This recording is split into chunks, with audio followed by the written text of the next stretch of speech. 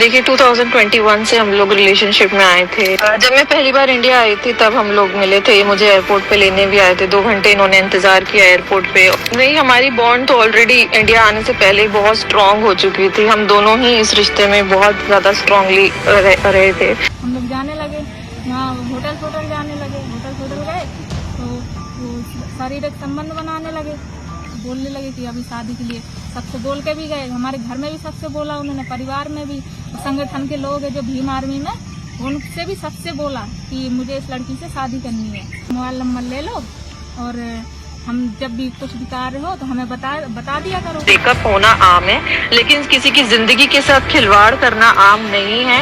तो जब मैंने आवाज उठाने की कोशिश की तो इन्होंने मुझे कहीं ना कहीं इनडायरेक्ट रूप से इस चीज को मेरे दिमाग में डाला और कहा भी अपने मुंह से कि उन्होंने मुझे साफ कहा कि कब किसकी रिवॉल्वर कहाँ चल जाएगी। तो यही उम्मीद करिए सर, हमें न्याय मिलना चाहिए और जो ये विरोधी है ऐसे जेल सजा की उम्मीद की हमने। उन्होंने मुझे बताया ही नहीं, बहुत बाद में पता चला जब हम बहुत डीप रिलेशनशिप में जा चुके थे, वो भी और मैं भी। आते जाते रहे ऐसे में। फिर उन्होंने एक बार कहा कि हमें तुमसे शादी करनी है। हमने मना भी किया कि उनसे कि नहीं, हमें शादी नहीं करनी है। कहने लगे, फिर उन्होंने कहने लगा नहीं ऐसी आदमी है, आप हमसे शादी करिए। 2021 से मैं चंद्रशेखर के साथ रिलेशनशिप में हूँ। फिर आपने ही कहा कि बाबा साहब अम्बेडकर ने 2 शादी की थी। स्टार्टिंग में तो मुझे पता नहीं था कि चंद्रशेखर की शादी हो गई है। 13, 14, 15 मार्च को लगातार हमारे घर भी आए। आने के बाद फिर शारीरिक संबंध बनाए वहाँ पर भी। नमस्कार दोस्तों, भीम आर्मी प्रमुख और नगीना से नवनिर्वाचित सांसद चंद्रशेखर आजाद इन दिनों सुर्खियों में हैं। डॉक्टर रोहिणी घावरी ने सोशल मीडिया के जरिए सनसनीखेज आरोप लगाए हैं। आरोप निजी है लेकिन इसका असर सार्वजनिक और राजनीतिक है। इस पूरे मामले में ना कोई एफआईआर हुआ है, ना कोई आधिकारिक बयान जारी हुआ है, लेकिन सोशल मीडिया पर एक तरफा तूफान है। तो आइए शुरू से जानते हैं इस पूरे मामले को कि कहानी की असल परतें क्या है।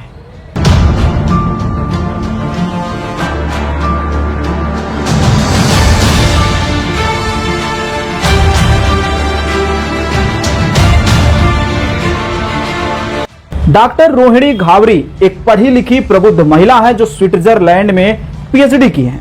वो सोशल मीडिया पर अपने विचारों को और सामाजिक मुद्दों को लेकर काफी मुखर रहती हैं। यहां तक कि रोहिणी की बात करें तो मध्य प्रदेश की रहने वाली हैं। ट्विटर पर उन्होंने दावा किया है कि उन्होंने और चंद्रशेखर आजाद का रिश्ता 2021 में स्विट्जरलैंड में शुरू किया था। उस वक्त आजाद एक सामाजिक नेता थे और रोहिणी भी दलित और महिला अधिकारों को लेकर संवेदनशील, एक जैसी विचारधारा, एक जैसी उम्मीदें, और वहीं से रिश्ते की शुरुआत होती है।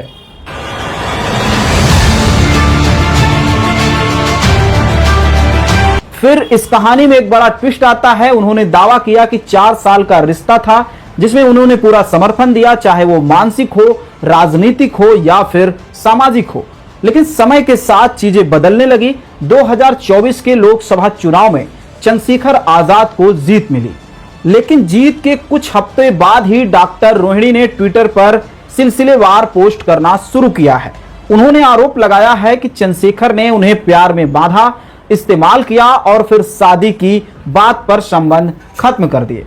कुछ ट्वीट्स में रोहिणी ने अन्य महिलाओं का भी जिक्र किया है जिन्हें लेकर उन्होंने कहा कि वो मेरी तरह ही इस्तेमाल की गई हैं।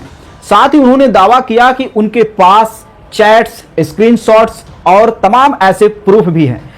अब तक चंद्रशेखर आजाद ने इस पर कोई व्यक्तिगत जवाब नहीं दिया है। उनकी पार्टी के कुछ लोग, उनकी पार्टी के समर्थक यानी कि आजाद समाज पार्टी और भीम आर्मी के कुछ लोगों ने इस मुद्दे को राजनीतिक साजिश बताया है। उन लोगों का कहना है कि जब भी दलित नेतृत्व मजबूत होता है तो कोई ना कोई निजी विवाद लेकर उसे बदनाम करने की कोशिश होती है। वहीं पर रोहिणी घावरी कहती हैं कि यह मुद्दा दलित, पिछड़ा, आदिवासी महिलाओं की आवाज है जिन्हें अंदर से ही धोखा दिया जा रहा है। सवाल यह है कि अगर उनके पास सबूत हैं तो क्या वो न्यायिक प्रक्रिया में जाएंगी? अब तक एफआईआर या कोर्ट में मामला दर्ज नहीं हुआ है।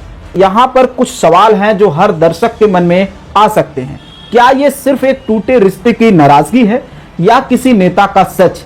अगर 4 साल का रिश्ता रहा तो अब तक अचानक ये मुद्दा सामने क्यों नहीं आया? यदि इतना मानसिक उत्पीड़न हुआ तो कानूनी रास्ता क्यों नहीं अपनाया गया? क्या रोहिणी की लड़ाई वाकई में हजारों पीड़ित लड़कियों की आवाज है या ये निजी दर्द का एक सार्वजनिक रूप है? क्या सोशल मीडिया आज न्याय का मंच बन गया है या यह बदले की आग है? क्या दलित राजनीति के उभरते चेहरे को निजी जिंदगियों से खींचकर गिराया जा रहा है? इस पूरी कहानी में कहीं प्यार है, कहीं दर्द है, कहीं सत्ता है, तो कहीं भरोसे का टूटना है। लेकिन हर रिश्ते की सच्चाई वही जानता है जो उसे जीता है। इस वक्त तक कोई अदालत का आदेश नहीं है, कोई कानूनी कार्रवाई नहीं है, बस एक महिला की सार्वजनिक आवाज और एक नेता की चुप्पी है। क्या चुप्पी स्वाभिमान है या फिर रणनीति? क्या आवाज सच्चाई है या भावनात्मक प्रहार है? क्या यह मामला निजी सीमाओं से निकलकर सामाजिक नैतिकता का मुद्दा बन चुका है? और सबसे बड़ा सवाल क्या है, हमें न्याय की उम्मीद ट्विटर से करनी चाहिए या फिर कानून से? हम ना किसी के पक्ष में हैं, ना किसी के विपक्ष में हैं, हम सिर्फ सवाल रखते हैं ताकि जवाब तलाशे जा सके। अगर आप भी मानते हैं कि सच्चाई को सामने आना चाहिए तो इस वीडियो को साझा जरूर करें, अपने दोस्तों के साथ शेयर जरूर करें और नीचे कमेंट में जरूर बताएं, क्या इस देश में निजी जिंदगी भी राजनीति का हिस्सा बन चुकी है या फिर कुछ और है? तो फिलहाल आज की वीडियो में इतना ही था। दीजिए अपने दोस्त भीमा चित्रा को इजाजत। नमस्कार, जय हिंद, वंदे मातरम।